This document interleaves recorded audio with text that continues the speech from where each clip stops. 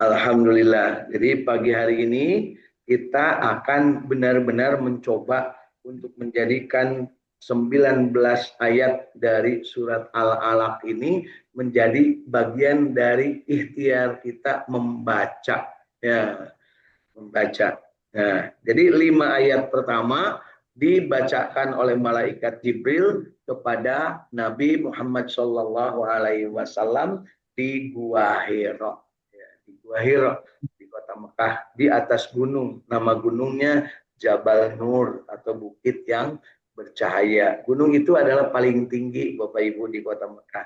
Jadi kalau Bapak Ibu ingin mencari Gua Hira di kota Mekah di atas Jabal Nur maka naiklah ke atas tower jam-jam ke atas atau nggak usah ke atas di tempat ketinggian tertentu kemudian keliling cari mana gunung tertinggi. Nah, itulah namanya Jabal Nur.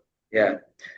Baik, jadi yuk kita mulai lagi dari membaca dari ayat pertama supaya kita makin mantap. Sekali lagi, surat ini diturunkan di kota Mekah dan surat ini 5 ayat pertamanya diturunkan di bulan Ramadan pada tanggal 17 yang merupakan iktibar yang disepakati sebagai nuzulul Quran. Ya, mari kita mulai.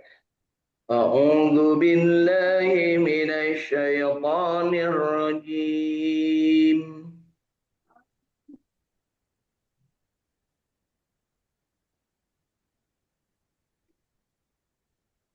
Bismillahirrahmanirrahim.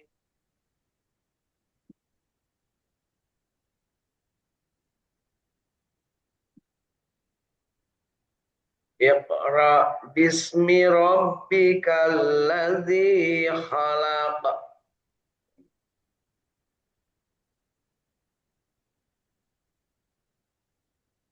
Khalaqal insana min 'alaq.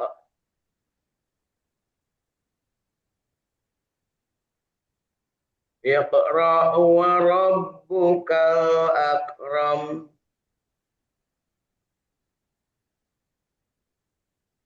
Alladzi 'allama bil qalam.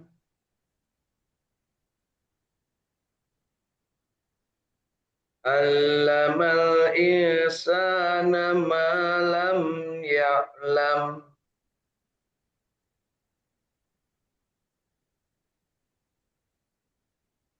Kalla innal insana la yatgha.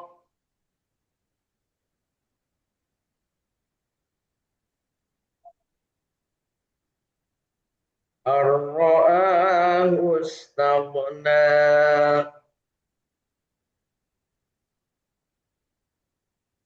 Inna ila rabbika ruj'a.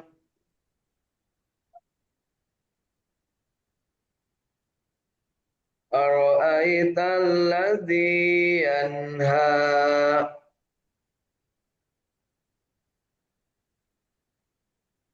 Abadan idza shalla. Ara'aita in kana 'alal huda.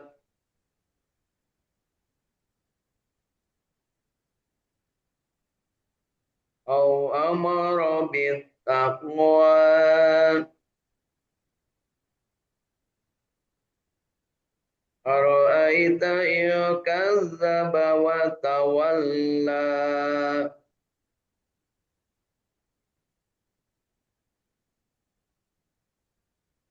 Alam ya'lam bi anna Allah yara.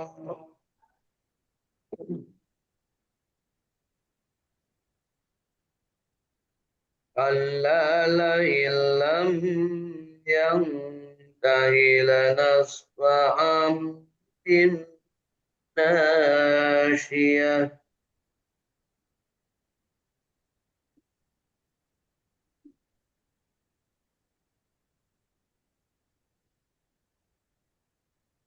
nasyiatin kadzibatin khati'ah.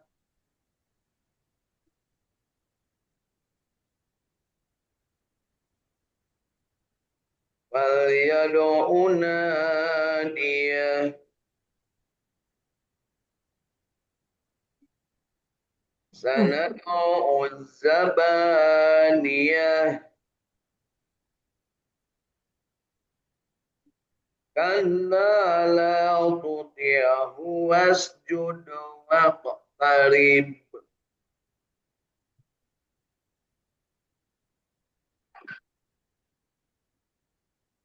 Mari kita sujud tilawah karena mendapati ayat sajadah.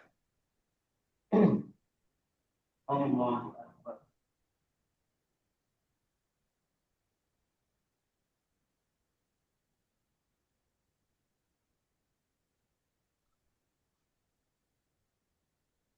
Allah.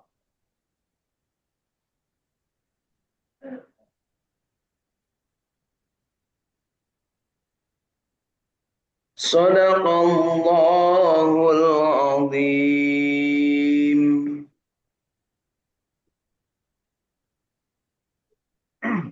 Alhamdulillah, 19 ayat dari surat Al-Alaq sudah kita baca.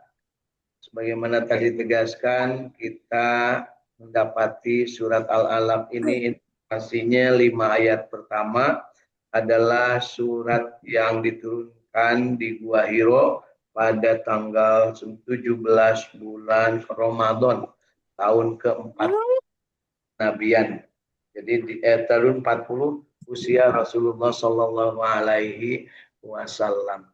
Jadi ketika Al-Quran ini diturunkan, maka 5 ayat inilah yang pertama-tama kali diturunkan. Apa maknanya dari ke-19 ayat yang kita baca pagi hari ini? Mari kita baca bersama-sama tafsir Ibnu Katsir yang sudah diterjemahkan ke dalam bahasa Indonesia.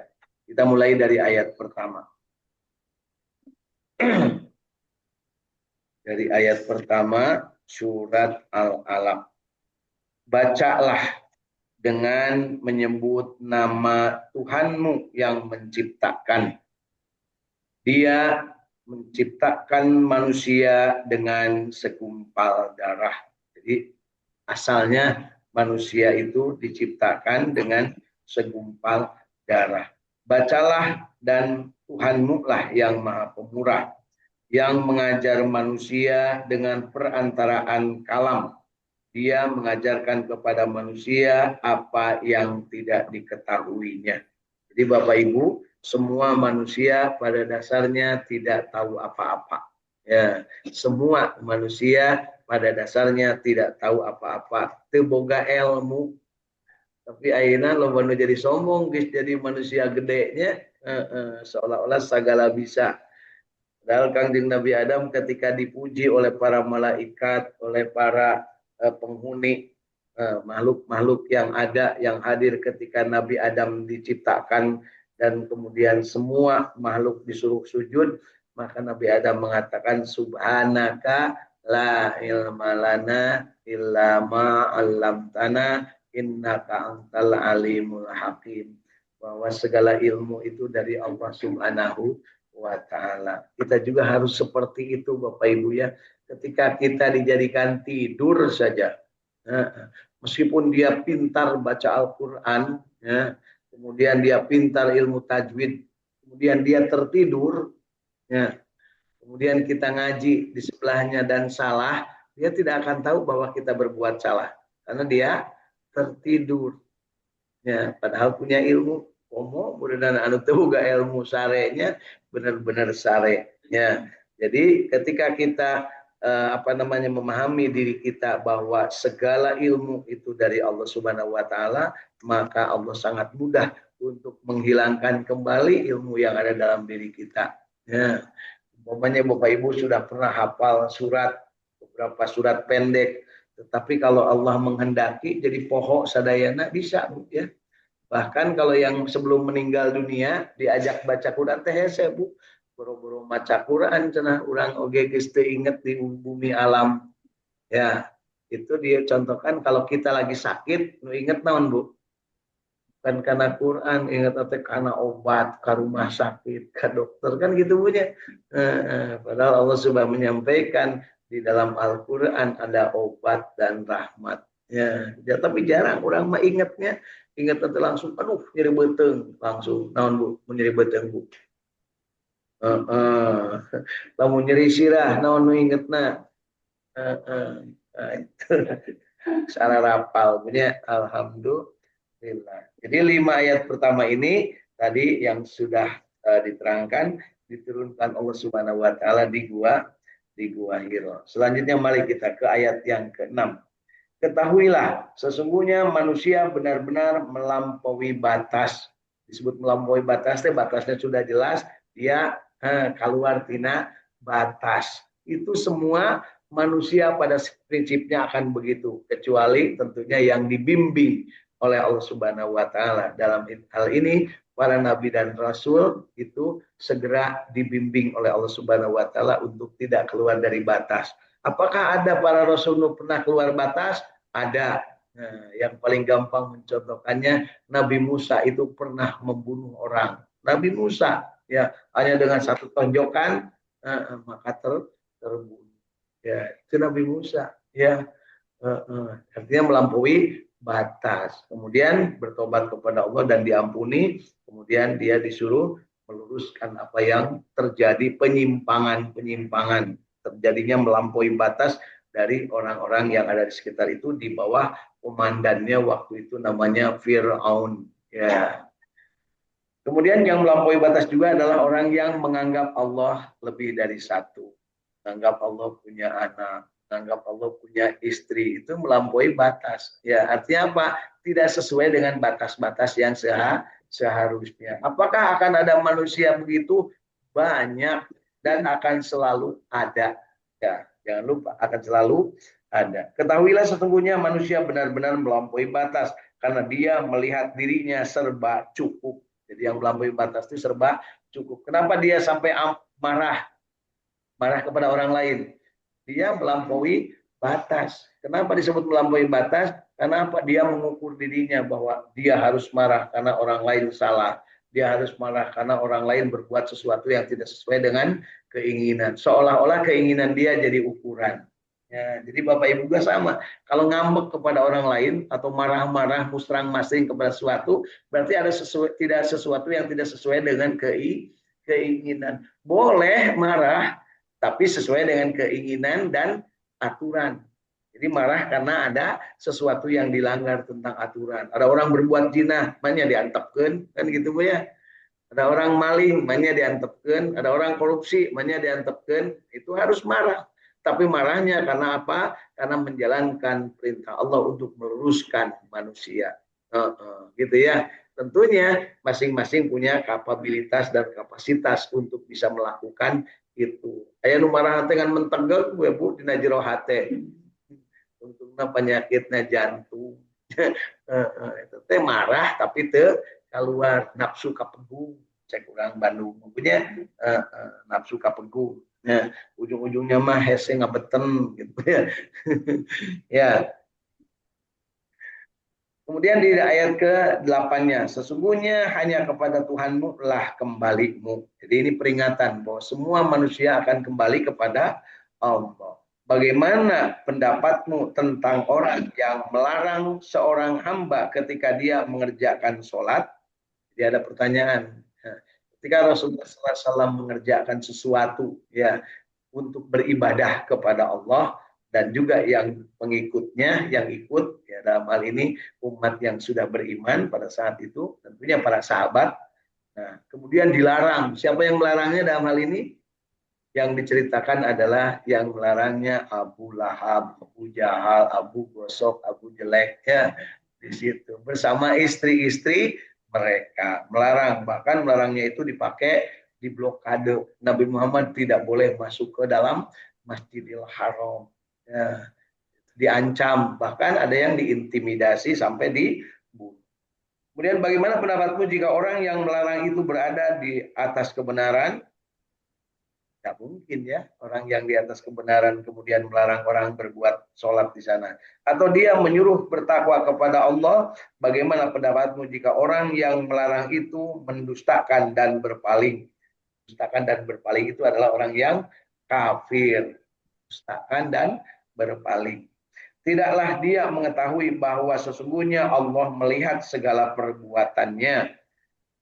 Ketahuilah sungguh jika dia tidak berhenti berbuat demikian, niscaya kami tarik ubun-ubunnya. Ditarik ubun-ubunnya artinya apa, Bu? Dicabut nyawa gitu ya. Yaitu ubun-ubun orang yang mendustakan lagi durhaka, maka biarkanlah dia memanggil golongannya untuk menolongnya. Jadi kalau sudah mati dia meminta pertolongan.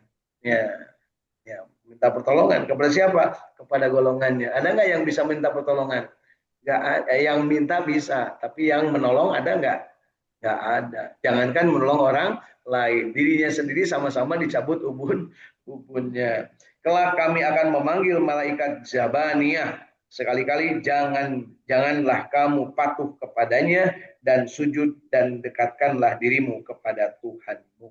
Jadi larangan untuk mendekati orang-orang yang melampaui batas, larangan untuk mengikuti orang-orang yang dusta dan melanggar aturan Allah, larangan untuk menjauhi orang-orang yang disebutkan di sini adalah orang yang berbuat tidak adil atau berbuat dolim, ya. Jadi mendustakan agama Allah dan dia berpaling. Paling artinya ngabalir, Bu. Tidak mau mengikuti. Kira-kira di antara kita, di sekitar kita, ada nggak yang mendustakan Allah? Ada nggak yang berpaling dari Allah? Banyak. Kayaknya kita juga sering berpaling, Bu ya. Kalau lagi Ramadan kita merasa bahwa Allah itu dekat. Benar nggak Bapak Ibu? Kalau ada regde itu cina ulah waka lebar saum sadinten deui kan gitunya. Seolah-olah Allah terdekat gitu di bulan Ramadan. Di lain bulan Ramadan, ini aduh sangareunahna hari ruk punya sama orang yang berangkat haji, orang yang berangkat umroh, seolah-olah Allah itu ada di Mekah. Di Mekah mau ada taat aturan, datang ke dia ngararaco deui punya korupsi deui, tukang ulin-ulin deui. Padahal geus dilantik itu jadi bapak haji jeung ibu hajinya, ibu haji datang ke dia ngararaco deui punya aya gitu. Aya ya. Jadi pengertian kita tentang Allah Subhanahu wa taala di dalam memberikan wanti-wanti kepada kita. Nah, di ayat-ayat yang sudah kita baca ini, mari kita lihat ayat berikutnya di ayat ke-6. Allah Subhanahu wa taala memberitahukan tentang manusia bahwa ia merupakan makhluk yang bisa senang, jahat, sombong, dan sewenang-wenang. Jadi manusia itu bisa senang, bisa jahat, bisa sombong, dan sewenang-wenang. Jika dia melihat dirinya telah merasa cukup dan memiliki banyak harta. Dia punya kekuatan. Coba lihat, mari kita uji. Benar nggak, Bu? Dia kalau dapat harta senang nggak? Buktinya orang yang nggak punya harta dulung-dungdeng kayak itu kan dia, Bu. Sirah jadi hulu, hulu jadi sirah. Sirah jadi suku, suku jadi sirah. Ya. Sirah jadi hulu, mah nggak punya. Dia tidak memperdulikan, bahkan ketika dianggapnya rezeki ada di sebelah sana, giridik kawetan, giridik kakulon, giridik kaler, giridik kakidul. Itu ingat karena naon anu menjadi kewajiban, poho sholatnya, kemudian poho untuk berbuat baik kepada sesama, ya, segala dirumpak, ya. Ada yang begitu, ada. Kalau perlu berbohong, kalau perlu menipu, kan begitu ya, untuk mendapatkan harta. Dan ketika mendapatkannya, dia akan merasa senang. Tapi jangan lupa, ada juga orang yang mencari harta dan kesana kemari, tapi dia tetap istiqomah dalam ajaran agama Allah. Kemudian bawaannya dari orang yang berharta adalah jahat, sombong, dan sewenang-wenang. Kalau perlu yang jadi gubernur tahun ini dia setting dibagi rakyatnya supaya milih si eta kan gitunya liur lah tenanawan dan lo penting masih eta kapilih namun si eta kapilih kuring bisa buka proyek kan gitu punya bupati diatur-atur. Ayatnya gitu, Bu. Ayahnya kalau perlu dimodalan dari yang jauh, kalau perlu dimodalan dari naga-naga, ting naga naon, ting naga liman, ting naga percona, ting naga naon punya dimodalan supaya naon nu jadi si eta supaya proyek kuring lancar kan gitu Bu ya, supaya lamun bisa judi ya si eta mah ngijilkeun judi kan gitu ya, supaya lamun kuring jinah teu ditewak kan gitu punya. Aya gitu Bu. Aya dari mulai level paling bawah sampai level paling atas selalu ada yang menskenariokan, yang menstir siapa yang seharusnya jadi wali kota, jadi bupati, jadi gubernur. Selalu ada. Nah, sekarang disebutnya naon Bu? Oligarki. Bersatunya kekuasaan yang punya harta dengan yang punya kekuatan, dengan para pejabat-pejabat yang jahat. Kalau yang baik sih enggak Bu ya. Kemudian ada yang sombong. Masuk sombong Bu. Kadang orangnya tuh sombong tapi indungna beak harap sombong. Tuh anak abdi mah jenderal anu. Kan gitunya Bu. Supaya tuh anak abdi mah bupati. Tuh anak abdi mah gubernur. Masih mending kalau anak iman dulurna jauh-jauh acan luar biasa mah daina teh janten pajabat. Kan gitu ya. Maksudnya gitu aja. Bu ada masuk itu terus. Cinta kalasan atau Pak Umar tegaduh can jadi pejabat. Kapan si eta teh dulur ibu, sadam sawa dulunya. Terus Bu. Jadi kecenderungan manusia itu ketika mendapatkan sesuatu yang membahagiakan akan senang, jauh-jauhnya dia akan jahat, sombong dan sewenang-wenang kepada orang lain. Benar nggak Bu? Kalau yang banyak harta suka sewenang-wenang, telah kan dia tupang nyucikeun, telah kan dia tupang meresihankeun, telah kan dia tupang anukeun, panganukeun dengan diburuhan. Itu naon sah pek wae ya. Tapi jangan sewenang benar. Buru-buruhan sesuai dengan seharusnya. Ya, udah iman ditanam minang bulu hantara punya. Makanya Rasulullah sampai memberikan wanti-wanti hati-hati kalau mengupah orang lain harus jelas. Rek diberi naon, rek menang naon supaya tidak ada dongkol di dalam hatinya, ya tidak ada gelenggem. Abdi mah dititah cenah Gusti lu hari dititah tapi can diburuhan. Aing can mah teu naon ngan lamun teu diburuhan, hati-hati. Ya. Nah, tapi kan di rumah mun teu diburuhan anggar we barala di masjid teh punya. Asli punya. Kamari ningali tuh berarti poe ayeuna abdi kudu moal sapu ya. Sasapu di situ. Ya eta masyaallah seueur pisan harta saud tapit punya. Jadi artinya kita harus paham bahwa Allah tidak memberitahukan